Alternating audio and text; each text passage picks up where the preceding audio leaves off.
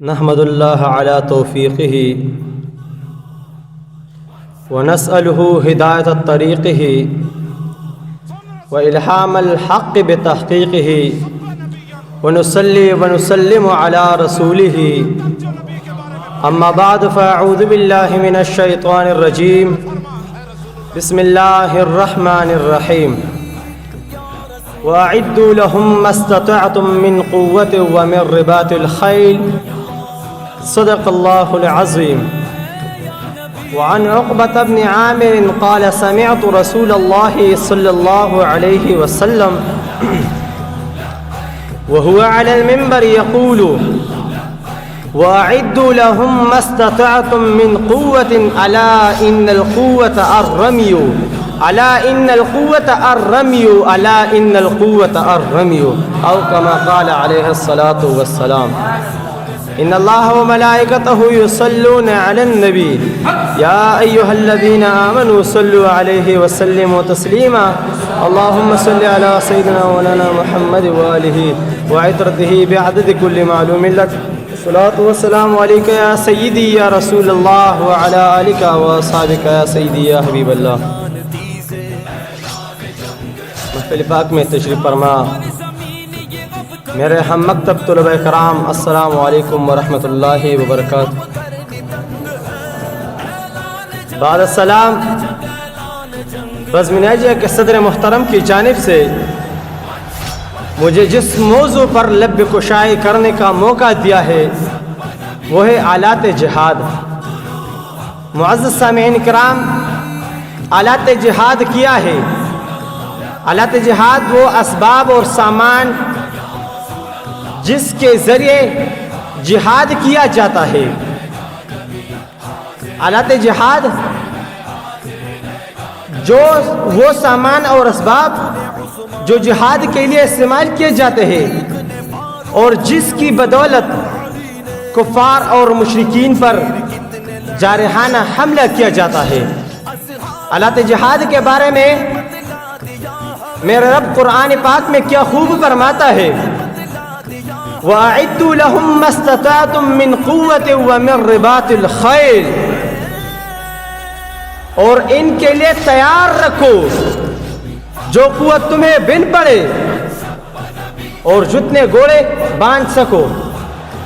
معزز سامعین کرام، میرے رب قرآن عظیم الشان میں اپنے بندوں کو یہ حکم اس لیے دیتا ہے کہ آلات جہاد کے فضائل بہت زیادہ ہے، کیونکہ میرے محبوب صلی اللہ علیہ وسلم نے فرمایا جو شخص جہاد کے لیے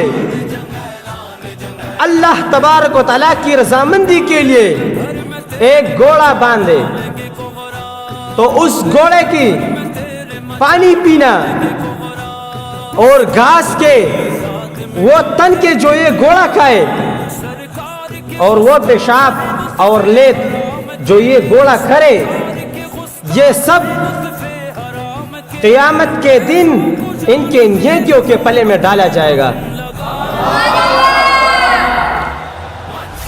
اس کے علاوہ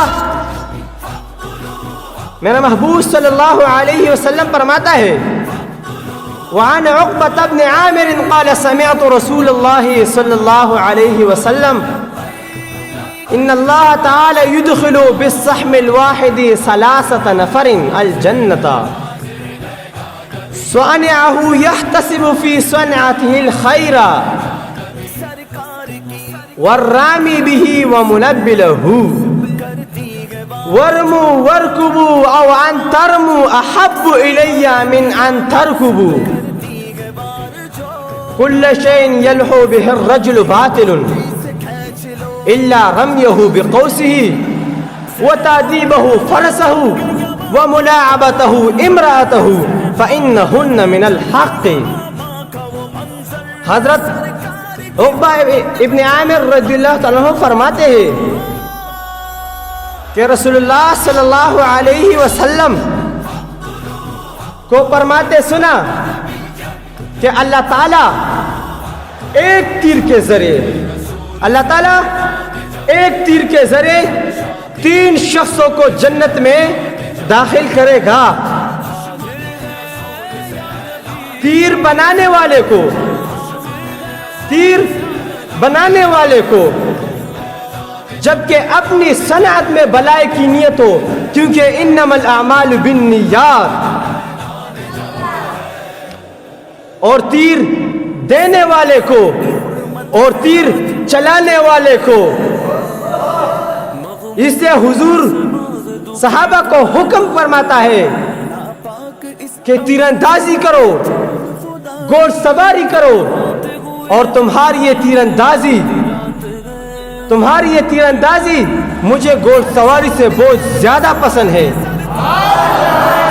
اور ہر وہ چیز جو مرد کھیلے وہ باطل ہے، مگر وہ جو اپنی کمان سے تیر اندازی کرے اور جو تعلیم وہ اپنے گھوڑے کو دے اور اپنی بیوی کے ساتھ کھیلے، کیونکہ یہ کھیلنا برحق ہے، کیونکہ اس سے مجاہدین پیدا ہوتے ہیں. تو معزز سامعین کرامی، میرے آقا صلی اللہ علیہ وسلم نے کیا خوب فرمایا ہے.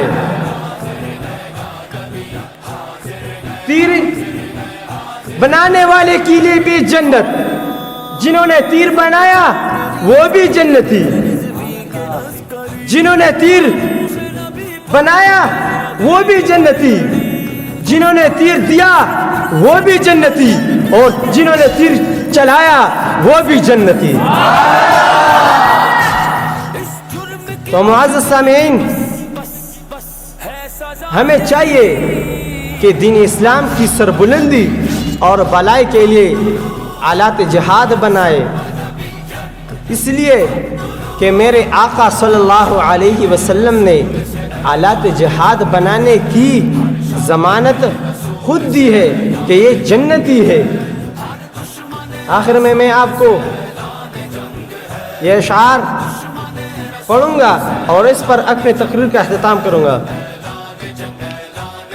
وہ سنگ گرا جو حائل ہے، وہ سنگ گرا جو حائل ہے، رستے سے مٹا کر دم لیں گے. ہم راہ وفا کے راہرو ہے، منزل ہی پہ جا کر دم لیں گے. یہ بات آیا ہے دنیا پر، ہم پھول بھی ہے تلوار بھی ہے، یا بزم جہاں میں مہکائیں گے یا خون میں نہا کر دم لیں گے.